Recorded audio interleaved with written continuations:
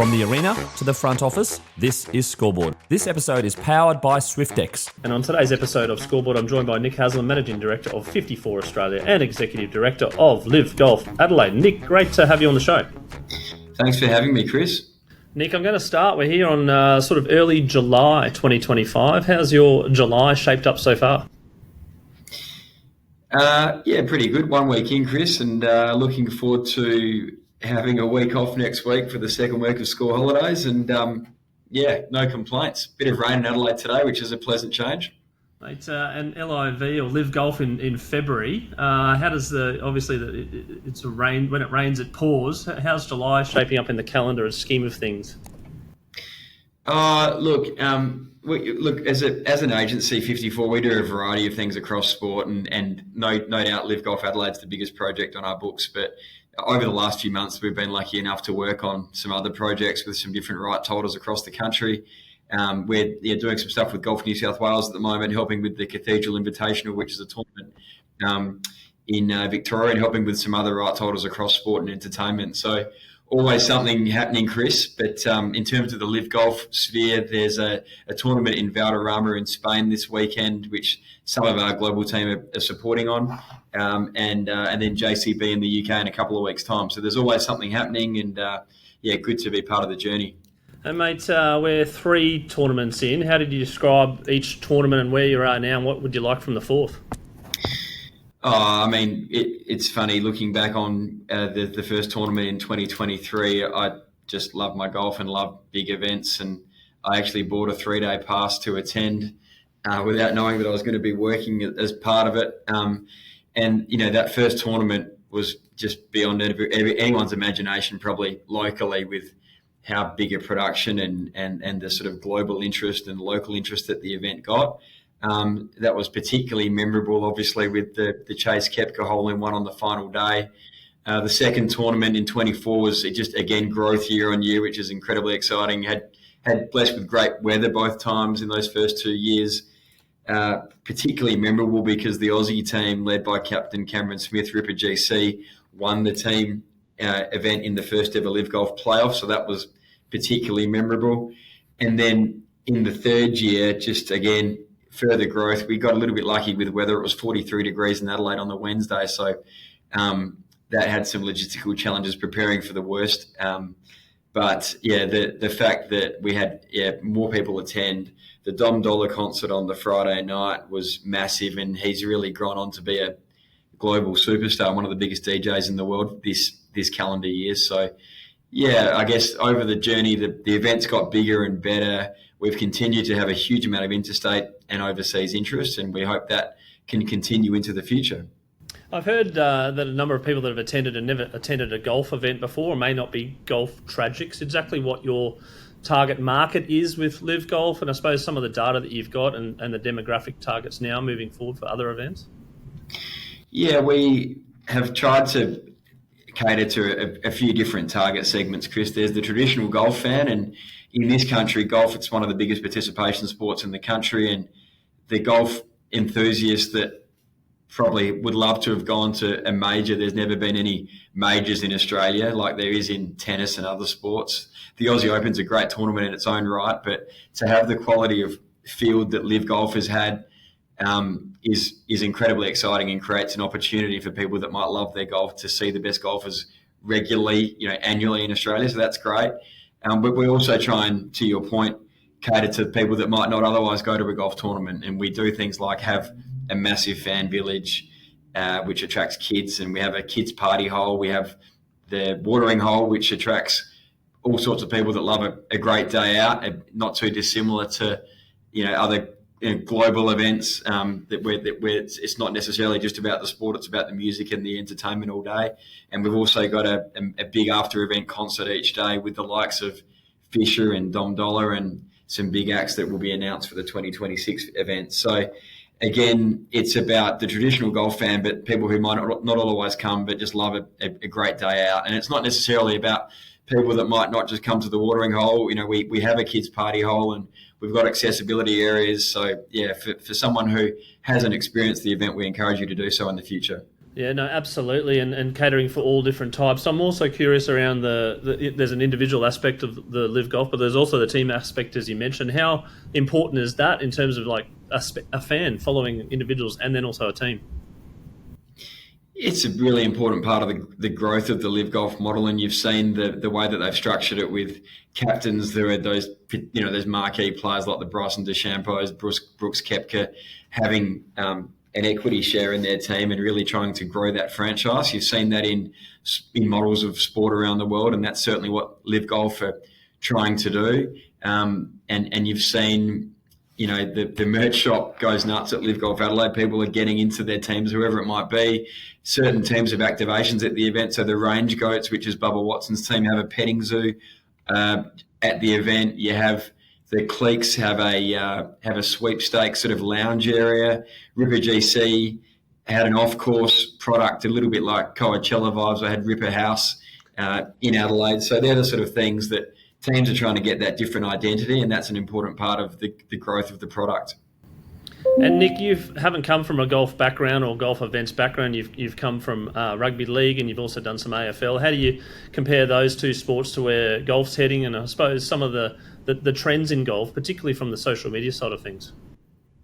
Yeah, I mean, AFL and NRL are the two biggest commercial properties in Australian sport, so I was really lucky to sort of get my footing in working in those particular sports, but very different in many ways. I mean, I guess what are the things that those sports are doing are trying to speak to a broader audience, and we're doing the same thing in golf.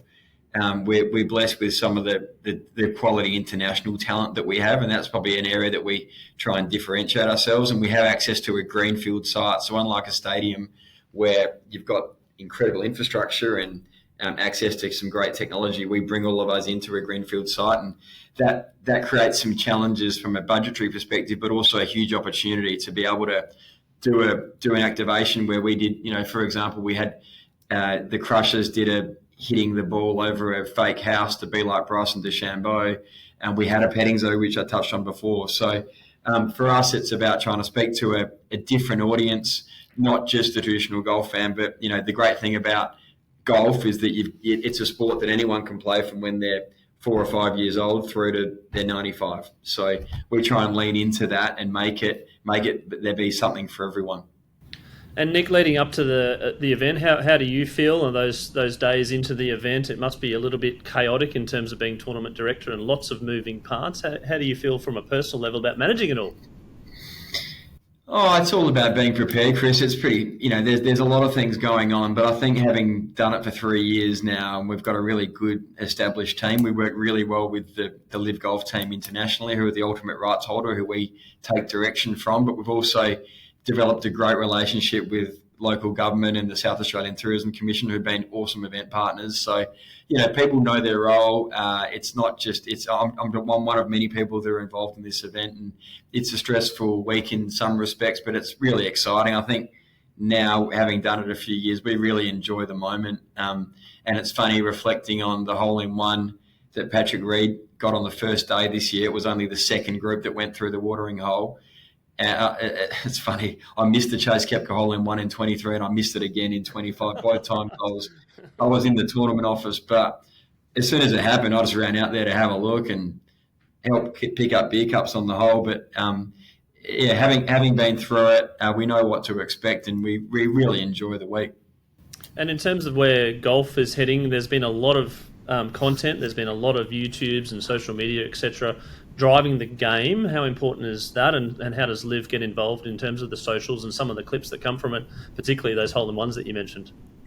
Yeah, you can see clearly the spike in interest and engagement with when hole-in-ones occur, to your point, and you can see a direct correlation with some of the engagement we got from both hole-in-ones in 23 and 25. But we've really tried to lean into that. We have a big influencer presence and content creator presence at LIV Golf Adelaide, and we work really well with our PR partners to amplify things that we do on site. And you can see that LIV Golf do that really well globally. They've got a Jules event where they have content creators playing with particular players. And I think, the content creator space within golf really is growing. So LIV are absolutely leaning into that. And you can see with with what they've been doing. Golf is, as I touched on before, is such an accessible sport, and pretty much anyone can play it. And we've really tried to invite those people with a broader, social offering to amplify what we're doing, and we've encouraged them to attend. I recently had a chat to Daniel, who works at Tennis Australia, about the Australian Open tennis and some of the stuff that they're doing in regards to an innovation fund. They're getting lots of different sort of tech and sports tech, and they're getting paddle and pickleball, etc. involved. What are you doing from a tech point of view, and how important is to get not only just the people that are there a smooth sort of experience, but also the people watching at home? Oh, it's a big part of what we do for those who've come. I mean, some of the stuff that we do with LED infrastructure throughout the facility in terms of the big screen offerings. We work with TrackMan to really track the ball flight of players on the driving range and then at each particular tee box. Some of the special effects stuff that we do, we have one of the biggest LED screens in Australia, which we use at the watering hole behind the tee box, which really creates that fan experience. We have fan cams that follow people around where they can interact with cameras and use their devices. So it's absolutely a big part of what we do, and it's all around enhancing the customer experience. So, people can come with their phones and be able to track where their favourite player might be playing on a hole, what's the score at that particular time. So, we've got some innovations that we're planning for the season, the tournament ahead next year, but that probably gives you a bit of an insight again. And then the theory is, how can we enhance the fan experience? So the fan experience is at the heart of what we're trying to do and innovate to create a better time for those people that attend, but also the players to make sure that they're getting the most out of what their golf performance is like, which is the use of that TrackMan technology. Absolutely. And then the importance of Adelaide to the economy. We've talked about getting the government involved and the supply chain as well. Talk about that and I suppose the longevity that you've got and the event to get bigger and bigger as opposed to just a one-event trial. Yeah, I mean, the South Australian government and the Malinauskas government in particular, hats off to them to invest in a product. And there's no denying there was a bit of a risk attached to LIV Golf as a new sort of rebel tour, but the state, to their credit, invested in this product. And not only did they invest in it, as you'd expect from a monetary perspective, they've invested in kind, and they've got a great team at the South Australian Tourism Commission that are involved in not only activating at the event, and in particular they've been focused on their involvement and the fact that the watering hole, which is the party hole 12th, is South Australia's hole. But they've now gone an extra effort to really invest in and activating in the city. So from the moment that fans get off the plane at Adelaide Airport, it's decked out in LIV Golf signage, and you go up the street and they had watch parties at different pubs throughout the city. They had a silent disco within the East End. For those who've been to Adelaide on Peel Street, and then at the East End as well, there was silent discos at night, so people could feel as though LIV Golf was anywhere. You didn't have to go down to the Grange Golf Course to do that. So that's been a great part of the partnership with the South Australian Government and the South Australian Tourism Commission. And, to your point before, a big part of our focus is to make sure that we're using South Australian suppliers wherever we can. So that's been a big part of, you have all this infrastructure come in, but you have locals really buy into the event because it impacts so many of them. And, the results in terms of the economic impact have been outstanding for a 3-day golf tournament to have a direct expenditure of over 81 million, and that keeps growing year on year by sort of 10 to 15%. That's been great, and it justifies the investment of government to really put South Australia on the map. And unlike other events, the great thing about LIV Golf is that it's an international event. It puts the city on the world stage, and that's a great part about being involved in it. And in terms of the calendar spot, it's a good spot. You're happy with the spot in regards to what other events are, and you've captured that moment. You want to keep going with that particular, you mentioned the weather. It can be variable, but mainly hot. Yeah. I mean, look, February is a good time because it's generally pretty dry, Chris, but we run the risk of it being too hot, to your point. April I liked as well. I mean, April was a pretty reliable weather time in Adelaide as well, but then again, you've higher chance to get rain. I'm probably not the best person to say when is the best time, because if I say it's April, it'll probably end up raining. But no doubt, April would still work. I think Adelaide's been moved forward in 2025. The date's not confirmed yet for 26. But ultimately, there's a lot of interest in the LIV Golf product in Asia in particular. And as a result, Adelaide was probably shifted forward in the calendar in 2025 because, there's just so much demand. And in certain parts of Asia, you can't really have the event in February. So it's February at the moment. We'll see where it lands in 2026. But, that February to April time slot's pretty good weather in Adelaide. So we'll put the event on when we get told it's going to be on. It's not really my call. For sure. And the feedback that you get from players and from teams and from spectators, how do you get all that, collate that, and then sort of act on that? We work really closely with the LIV Golf team who travel around with the players from event to event. They've got a great player relations team, and you can see what the players have said publicly. It's been super positive. And the great thing the reason it is being so positive is because of the people and the crowds that we've been able to get to this particular event. So I think as long as we keep having the interest in the event, the players will enjoy themselves. But, I guess athletes are always, they're the product, right? And you've got to make sure you look after them. So we certainly take their feedback on board. We make sure they're really comfortable from the moment they get here with a driver service, and they stay they got very well looked after at the hotels that we put them in, and for good reason. They put on a show, and they've been fantastic. I think that if you look at the way that the players have enjoyed themselves here in SA, they've worked with the Tourism Commission to go out and swim with dolphins and go to wineries and all that sort of thing. But when they come to the event, they've been. If you've seen some vision, they've been at the Dom Dollar concert and the Fisher concert, so they play golf during the day, but they've also been having a good time after. And the players as well seem to be like they're having a good time after with a couple of shoeys every now and then. Yeah, that's right. We generally leave the shoeys to be happening on the Sunday night as opposed to the Friday night. But yeah, that was it's been popular, that's for sure. And Nick, I'm curious to know from a sports nut point of view, how your interest in sport where did it come from, and then your entry into sport? And do you remember that first job in sport? Yeah, Chris, I've just always loved my sport growing up. I probably wasn't ever good enough to play at the highest level, but my sport family, we always played a lot of tennis in the summer. In fact, my grandparents met at the Fremantle Lawn Tennis Club many years ago, and it's always been part of our family. And I played mostly AFL in winter. So yeah, tennis in summer, footy in winter, but like all sports, and picked up golf from a pretty young age and used to play a fair bit of golf at the North Adelaide Golf Club, which is where LIV will be moving to in a few years, which is a super exciting sort of venture to be involved with.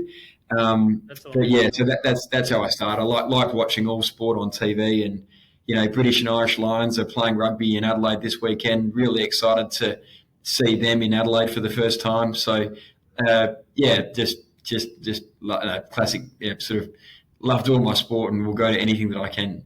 And mate, and the Adelaide's also got Gather Round as well, the AFL, a new initiative in the last couple of years.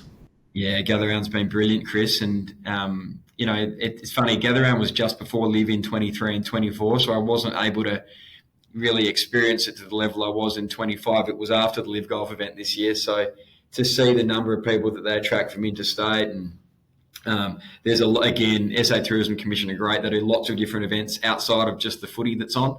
But the AFL have done a fantastic job with that. And not to mention, NRL have had Magic Round in Brisbane for a number of years, and that's been a great product. But it continues to grow every year, and I think Adelaide is a great event city and a great place to host an event like Gather Round. Nick, I'm going to ask some questions about yourself. One of the questions I ask is a scoreboard moment, which is a moment in your life which is pretty vivid, and it's a bit of a picture, and you're like, oh, that feels a bit like yesterday, where from that moment on, life changed.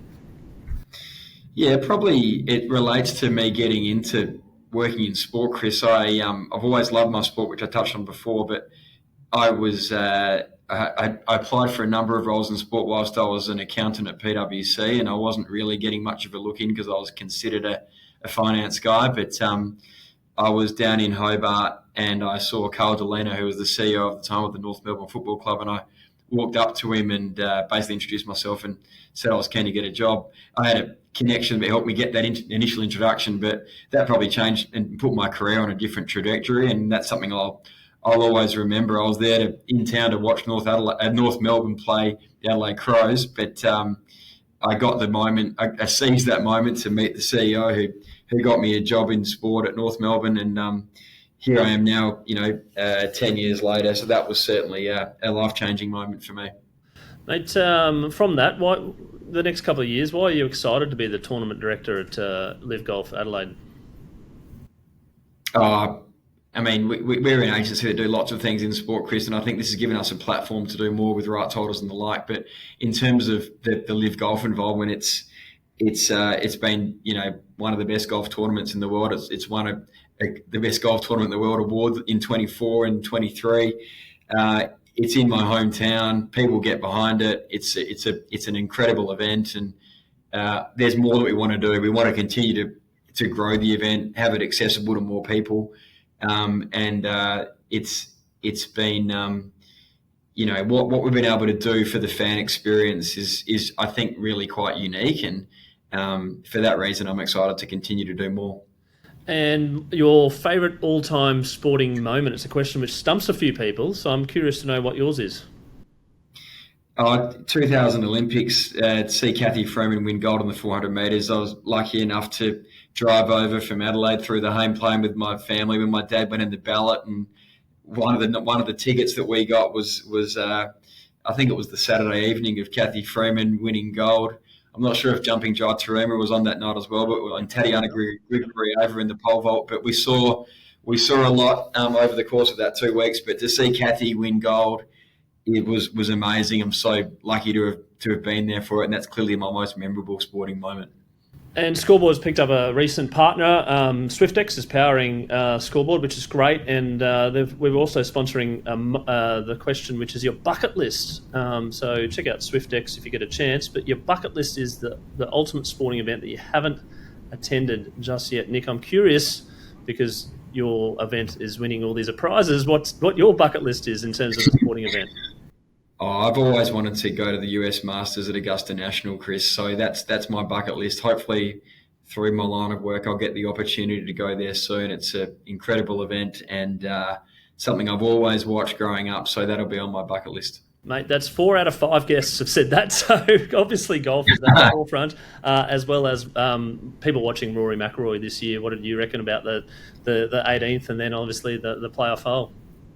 Oh, what a finish. And, I'm excited about the fact that Rory's coming to the Australian Open later this year. So it's great for golf in this country. And, what an athlete and a player to be it was an amazing finish, wasn't it?